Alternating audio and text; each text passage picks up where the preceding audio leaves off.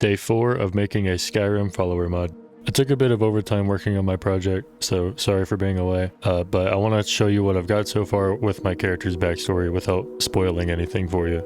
Neithmarin was raised in Black Marsh like any standard Argonian, though Neith was accepted into an apprenticeship by an imperial mage named Jorlin Meridius and taken to Cyrodiil. He was united with other apprentices such as himself from all across Tamriel in a split-off group of ex-Mages Guild members calling themselves the Luminous Circle. As he progressed through the ranks of the guild, Neithmarin showed himself to be a prodigy in the arcane arts.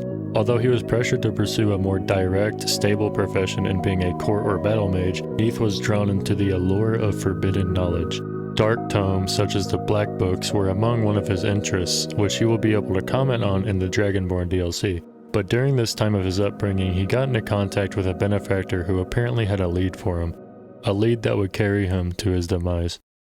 This Daedric artifact, known as the Tome of Abyssal Convergence, contained spells for the most devoted of followers of Molag Bal that allowed them to siphon energy from living souls to power dark magic. This artifact was Neith's obsession. It began with a letter addressing the Argonians' interest around libraries throughout Cyrodiil and Craglorn, summoning the scholar to a discreet location as the information that they had was not suited over courier. As the pride of the Lumini, he could not let this slip through his fingers, and pursued the lead. This led him to an abandoned building in the midst of Cyrodiil's great forests among a patch of scorched earth. Despite the signs of this place not being what it seemed, he continued on. Inside, he was not greeted by the friendly faces of other scholars and mages, but by a brutal strike to the back of his head.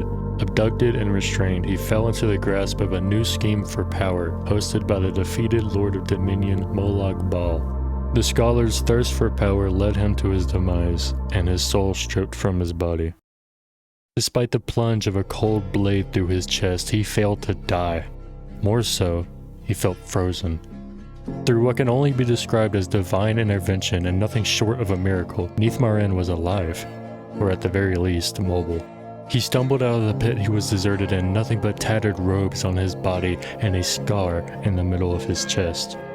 He returned to the Luminous Circle, told everyone what had happened to him, sent groups of destruction mages and soldiers to the hut that had abducted him, but never found anything. Not even the displacement of dust, nor the cellar that he had been chained in. His story was chalked down to being nothing short of a deranged man's rambling. He tried as hard as he could to convince the most elite members of the circle, but his body was enough evidence to debunk his story. If his soul was lost, how could he be standing right before them? The scholar left the circle, embarking northward to Skyrim, and there, he will meet you.